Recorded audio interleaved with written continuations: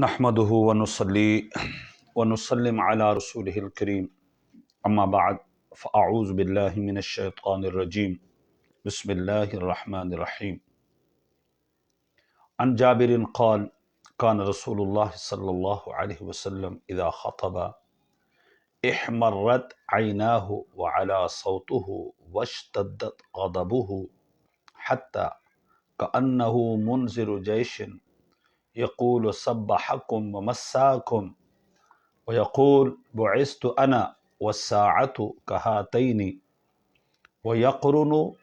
بين أصبعيه السبابة والوسطى رواہ مسلم۔ جملہ سامعین، آپ احباب کے علم میں ہے کہ ہمارا درس حدیث ہوتا ہے اور اس میں آپ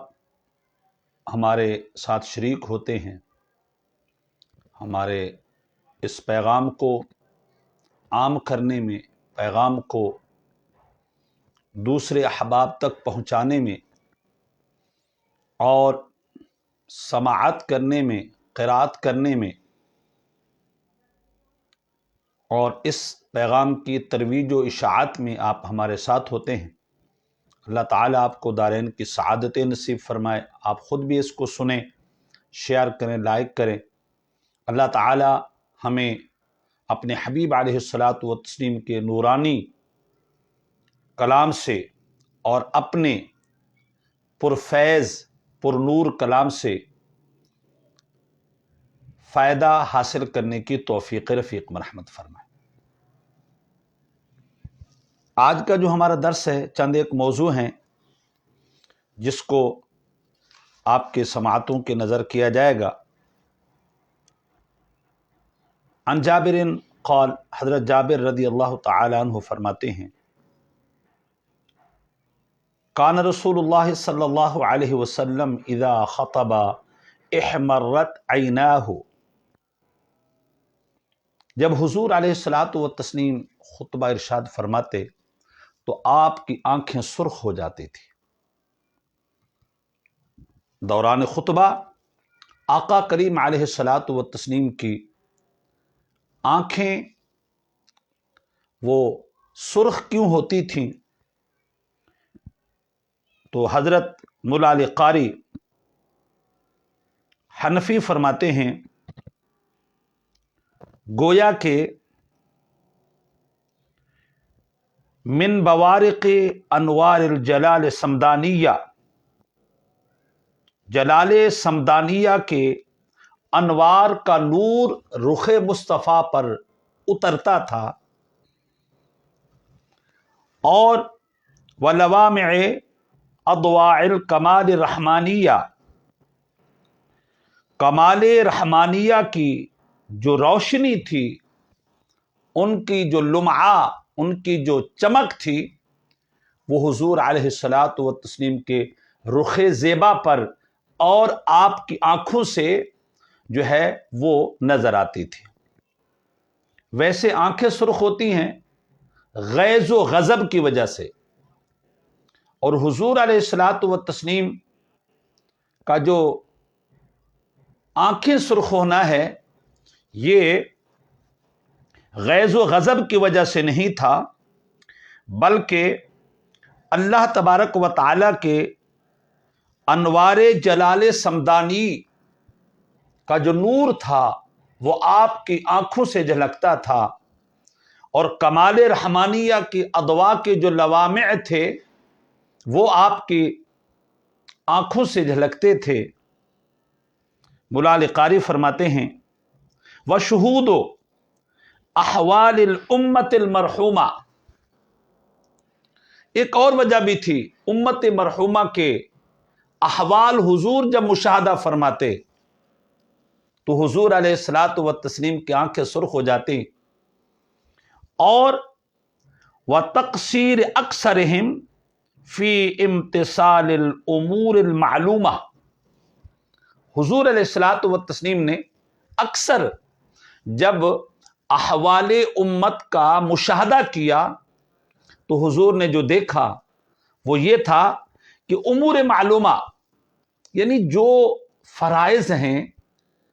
جو واجبات ہیں، جو عبادات ہے، جو طاعات ہیں، جو حقوق اللہ ہیں، جو حقوق العباد ہیں، حضور علیہ الصلاۃ والتسلیم اس میں اپنی امت کو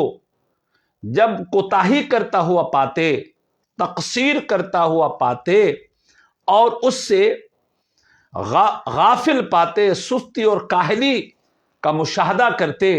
تو حضور علیہ الصلاۃ والتسلیم کی آنکھیں سرخ ہو جاتی تھیں۔ اللہ تبارک و تعالی کہ حبیب صلی اللہ علیہ وسلم جب خطبہ دیتے، اذا خطب احمرت عیناہ وعلا صوتہ واشتد غضبہ، حضور علیہ الصلاۃ والتسلیم کی آواز بلند ہو جاتی تھی، حضور علیہ الصلاۃ والتسلیم کی آواز جو ہے وہ اعلیٰ اونچی ہو جاتی تھی۔ اس کی وجہ بھی ملال قاری حنفی نے لکھا ہے، لنزول الہموم، حضور علیہ الصلاۃ والتسلیم جب غموں کو اترتا ہوا دیکھتے، مصائب کو اترتا ہوا دیکھتے، مشکلات اور پریشانیوں کو اترتا ہوا دیکھتے تو حضور علیہ الصلاۃ والتسلیم کی آواز جو ہے وہ بلند ہو جاتی تھی۔ ارتفع کلامہ لنزول الہموم، نزول ہموم کی وجہ سے حضور کا کلام اونچا ہو جاتا تھا، آپ کی رفع صوت ہو جاتی تھی۔ دوسری وجہ یہ لکھتے ہیں کہ رفع صوت لابلاغ وعظہم الی آذانہم، رفع صوت اس لیے تھا اور علو صوت اس لیے تھا کہ حضور علیہ الصلاۃ والتسلیم اپنا میسج، اپنا پیغام، حکم خداوندی قرآن کی شکل میں، حکم مصطفی صلی اللہ علیہ وسلم احادیث کی شکل میں وہ اونچی آواز سے رفع صوت کے ساتھ، علو صوت کے ساتھ بیان کرتے تاکہ یہ بات لوگوں کے کانوں تک پہنچ جائے اور ان کے ذہنوں پر اثر کر جائے اور ان کے ذہنوں میں جو ہے وہ جا کر کے وہ جو ہے وہ بیٹھ جائے۔ اس لیے حضور علیہ الصلاۃ والتسلیم یہ رفع صوت فرمایا کرتے تھے۔ نمبر 2، وتعظیم ذلک الخبر فی خواطرہم وتأثیرہ فیہم، تاکہ وہ جو خبر ہے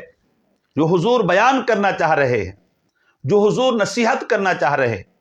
جو حضور وصیت کرنا چاہ رہے ہیں، وہ لوگوں کے دلوں میں جاں گزین ہو جائے، اس کی اہمیت اور اس کی افادیت جو ہے لوگوں کے قلوب و خواطر میں جو ہے وہ متمکن ہو جائے۔ وتأثیرہ فیہم، اور پھر ان پر یہ بات مؤثر طریقے سے انہیں متاثر کر سکے اور ان کو جو ہے آخرت کی طرف راغب کر سکے اور ان کو جو ہے دنیا سے بے رغبت کر کے آخرت کی طرف جو ہے وہ مائل کر سکے۔ حضور اس لیے علا صوتہ واشتد غضبہ فرماتے تھے۔ اس کے بعد کأنہ منذر جیش یقول سبحکم ومساکم، کأنہ منذر جیش کا مطلب یہ ہے جیسے کوئی لشکر کا سربراہ جیش لشکر کو جو ہے ڈرا رہا ہوتا ہے، آگاہ کر رہا ہوتا ہے، خبردار کر رہا ہوتا ہے۔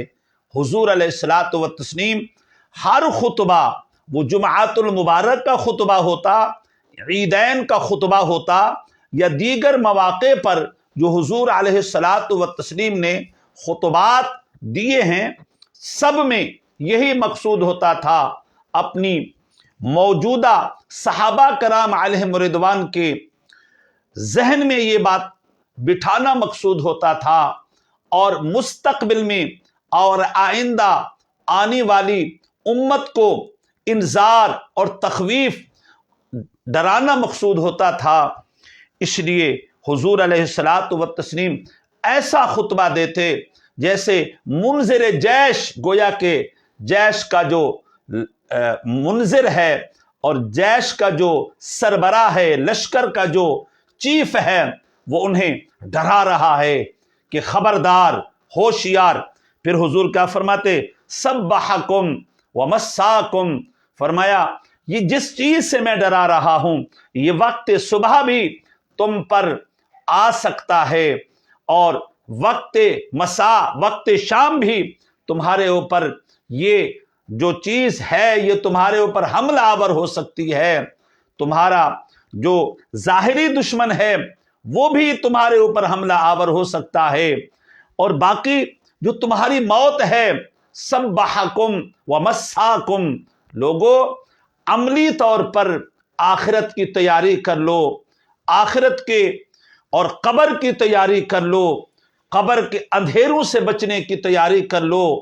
قبر کی گھبراہٹ سے بچنے کی تیاری کر لو۔ اس لیے موت کا کوئی وقت نہیں ہے۔ فَإِذَا جَاءَ أَجَلُهُمْ لَا يَسْتَأْخِرُونَ سَاعَةً وَلَا يَسْتَقْدِمُونَ، جب موت آتی ہے تو پل بھر کا وقت نہیں ملتا، تل بھر کا ٹائم نہیں ملتا، پھر وہ آگے پیچھے ہونے کا، ڈیلے کرنا، تھوڑا سا ٹائم دینا، یہ بالکل ٹائم نہیں ہوتا۔ اسرائیل ملک الموت کے پاس بالکل ٹائم نہیں ہوتا، وہ اپنے رب کے فرمان کا پابند ہے۔ ہر بندے کے لیے سوائے انبیاء علیہ الصلاۃ والتسلیم کے، ہر بندے کے پاس آ کر کے موت کے بارے میں پوچھتا نہیں ہے، موت کے روح قبض کرنے کے بارے میں پوچھتا نہیں ہے۔ ہاں، حبیب علیہ الصلاۃ والتسلیم کے فرمان اور ارشاد کے مطابق اللہ کے نبیوں سے آ کر کے ملک الموت پوچھتا ہے، اللہ کے پیغمبروں سے آ کر کے ملک الموت پوچھتا ہے کہ اللہ کی بارگاہ میں حضوری کا اگر ارادہ ہے تو آپ تشریف لے چلیں، اور اگر ابھی کچھ جو ہے دنیا کے میسیجز یا احکام پہنچانے ہیں تو یہ آپ کے اوپر منحصر ہے۔ سوائے انبیاء کے ملک الموت اسرائیل علیہ الصلاۃ والتسلیم کسی سے اس کی موت کے بارے میں سوال نہیں کرتا۔ اللہ اکبر۔ پھر حضور علیہ الصلاۃ والتسلیم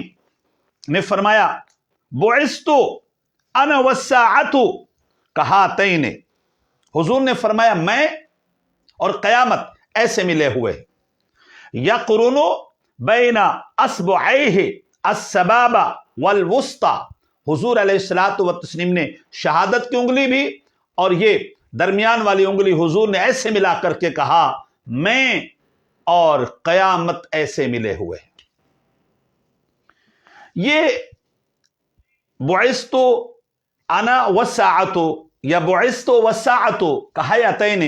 حضور علیہ الصلاۃ والتسلیم نے کئی مواقع پر ارشاد فرمایا، بہت سے امور بیان کرتے ہوئے، بہت سے احکام بیان کرتے ہوئے، بہت سی چیزیں بیان کرتے ہوئے حضور علیہ الصلاۃ والتسلیم نے یہ جملہ فرمایا۔ مثلا ایک حدیث پاک میں حضور نے فرمایا کہ میں انا وکافل الیتیم کہاتین، حضور نے فرمایا میں اور یتیموں کی دیکھ بھال کرنے والا، جن کے والدین کا انتقال ہو جاتا ہے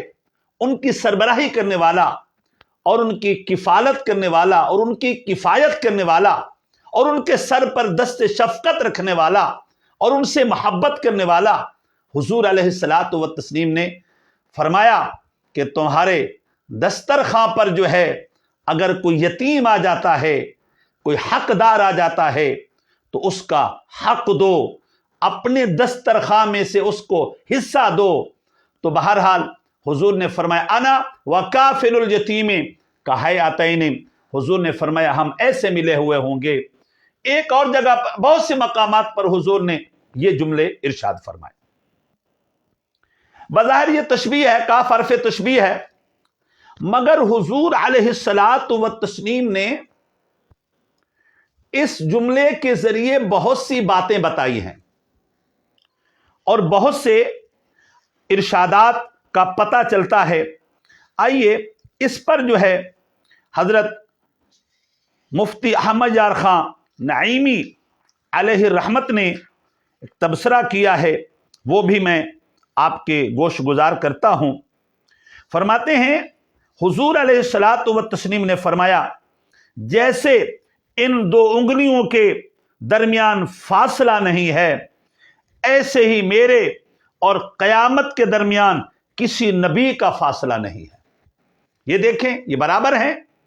ملی ہوئی ہیں، درمیان میں کوئی گیپ نہیں ہے، کوئی فاصلہ نہیں ہے۔ تو حضور علیہ الصلاۃ والتسلیم نے فرمایا اب، اور علماء نے لکھا ہے کہ حضور علیہ الصلاۃ والتسلیم کی جو بعثت ہے نا،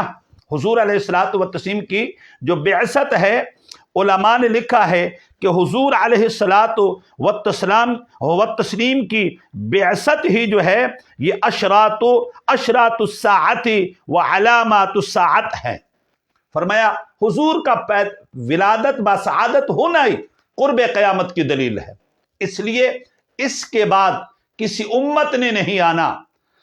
آخر النبی آخر الانبیاء، یہ علماء نے لکھا ہے، کونہ خاتم النبیین دلیل علی قرب ساعہ،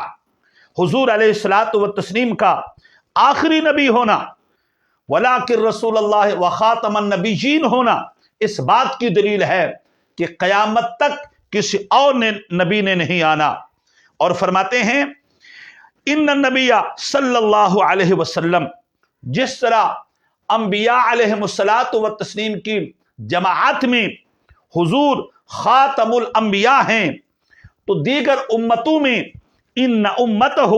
خاتمۃ الامم، تو حضور علیہ الصلاۃ والتسلیم کی امت بھی خاتمۃ الامم ہے، آخری امت ہے۔ اور علماء فرماتے ہیں وعلیہا تقوم الساعہ، قیامت حضور کی امت پر قائم ہوگی، نہ کسی نبی نے آنا، نہ کسی دین نے آنا۔ گویا کہ حضور نے فرمایا ایسے یہ دین محمد ہے اور یہ قیامت ہے، درمیان میں کوئی نیا دین نہیں آئے گا، درمیان میں کوئی نیا نبی نہیں آئے گا۔ اب دین محمدی رہے گا، شریعت محمدی رہے گی، اسلام محمد ہی رہے گا، باقی کسی نئے نبی کی ضرورت نہیں ہے، کسی نئے کتاب کی ضرورت نہیں ہے۔ تو گویا کہ جو درمیان میں گھسنے کی کوشش کر رہا ہے وہ ایسے ہی ہے کہ جیسے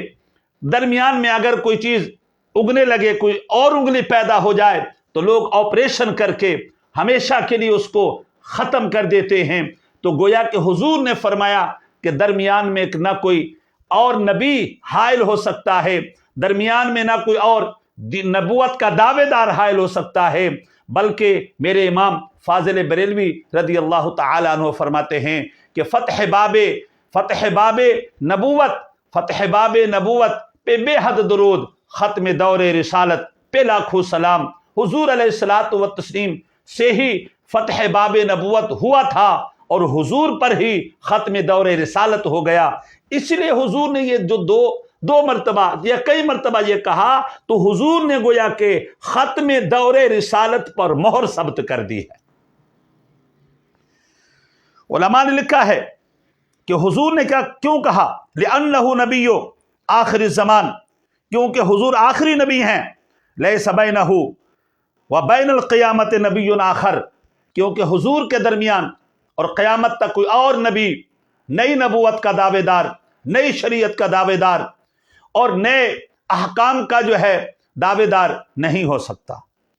کما جلس سبابہ والوسطی، حضور نے فرمایا جس طرح سبابہ اور وسطی ملے ہوئے ہیں، لیس بینہما اصبع آخر، جیسے اس کے دو کے درمیان کوئی اور انگلی نہیں ہے، اسی طرح میرے دین کے بعد، میری شریعت کے بعد، میری بعثت کے بعد، میرے اعلان نبوت کے بعد قیامت تک کسی اور نبی کے آنے کی ضرورت نہیں ہے۔ جیسے دو انگلیوں میں کوئی اور انگلی حائل ہو جائے تو یہ نکالی جائے گی، ختم کی جائے گی، اسی طرح حضور علیہ الصلاۃ والتسلیم نے ارشاد فرما دیا گویا کہ میں اور قیامت جو ہے ایسے ملے ہوئے ہیں، میرا دین آخر تک رہے گا، میری شریعت آخر تک رہے گی۔ ایک اور بھی علماء نے لکھا ہے کہ حضور علیہ الصلاۃ والتسلیم نے یہ جو فرمایا کہ کہے آتین میں اور قیامت ایسے ملے ہوئے ہیں، حضور علیہ الصلاۃ والتسلیم نے بہت سے ارشادات ہیں آپ صلی اللہ علیہ وسلم کے، اور اس کے اندر حضور نے یہی فرمایا۔ ترمذی شریف میں حدیث ہے، حضور فرماتے ہیں ارسلت الی الخلق کافہ، ساری مخلوق کا نبی میں ہوں، ساری کائنات کا پیغمبر میں ہوں، اور مجھے آخری نبی بنا کر کے بھیجا گیا ہے۔ وختم بی النبیون، اور فرمایا باب نبوت جو ہے مجھ پر بند کر دیا گیا ہے۔ ایک اور حدیث ہے، حضور فرماتے ہیں انا قائد المرسلین، فرمایا نبیوں کا قائد میں ہوں، نبیوں کا خطیب میں ہوں، نبیوں کا جو ہے وہ سردار اور سربراہ میں ہوں، ولا فخرا، اس پر فخر نہیں ہے، وَأَنَا خَاتَمُ النَّبِيِّينَ وَلَا فَخْرًا، حضور نے فرمایا یہ میں آخری نبی ہوں، میرے بعد کسی نے نبی نہیں آنا۔ ایک اور حدیث پاک میں ہے، حضور علیہ الصلاۃ والتسلیم ارشاد فرماتے ہیں بعثت انا والساعۃ کہیاتین وجمع بین اصبعین، حضور علیہ الصلاۃ والتسلیم نے فرمایا میں اور قیامت ایسے ملا دیے گئے ہیں کہ میرے بعد قیامت تک کسی نبی نے آنا نہیں ہے۔ تو یہ وضاحت تھی کہ حضور علیہ الصلاۃ والتسلیم نے ایسا کیوں فرمایا۔ آئیے میں بتا رہا تھا، مفتی احمد یار خان نعیمی علیہ الرحمت نے دوسرا جواب یہ دیا، یا گویا کہ حضور یہ فرما رہے تھے جیسے یہ دو انگلیاں بہت ہی قریب ہیں، ایسے ہی قیامت اب بہت ہی قریب ہے، دنیا کی عمر کا بہت سا حصہ جو ہے وہ گزر چکا، تھوڑی زندگی باقی ہے۔ آپ اندازہ لگائیں، 100 سال کے لوگ 200 سال کے بعد 400 سال 600 سال 1100 سال کے زندگی پانے والے بھی امتیں گزری ہیں، پیغمبر گزرے ہیں، اب جو ہے حضور علیہ الصلاۃ والتسلیم تشریف لا چکے، اب زندگی کا کم حصہ باقی بچا ہے، زندگی کا تھوڑا حصہ باقی بچا ہے، اکثر حصہ جو ہے وہ گردش زمانہ کے ساتھ، مرور زمانہ کے ساتھ وہ اپنا ٹائم پورا کر چکا ہے۔ اب آئیے اس کے بعد ایک اور بھی جواب دیتے ہیں، فرماتے ہیں یا حضور نے یہ کیوں کہا جیسے دو انگلیاں ایک دوسرے پر ظاہر ہیں، نظر آ رہی ہیں، یہ انگلی ہے یہ انگلی ہے، نظر آ رہی ہیں، تو فرمایا ایسے ہی اللہ تعالیٰ نے مجھ پر قیامت ظاہر کی ہے، میں اس کے حالات بھی جانتا ہوں، اس کے آنے کی تاریخ بھی جانتا ہوں۔ ہم نے پہلے بھی بتایا تھا کہ حضور علیہ الصلاۃ والتسلیم کو جو ہے علوم خمسہ اور جنہیں مفاتیح الغیب کہا گیا ہے اللہ نے عطا کیے ہیں، اللہ نے یہ علوم محبوب کے دامن میں رکھ دیے ہیں، محبوب کے پیش کر دیے ہیں، مگر فرمایا محبوب ظاہر نہیں کرنا، بتانا کسی کو نہیں ہے، کیوں کہ یہ راز کی باتیں ہیں اور راز بتائے نہیں جاتے۔ اللہ تبارک و تعالی محبوب کے صدقے سے آج کا ہمارا درس اپنی بارگاہ میں شرف قبولیت عطا فرمائے۔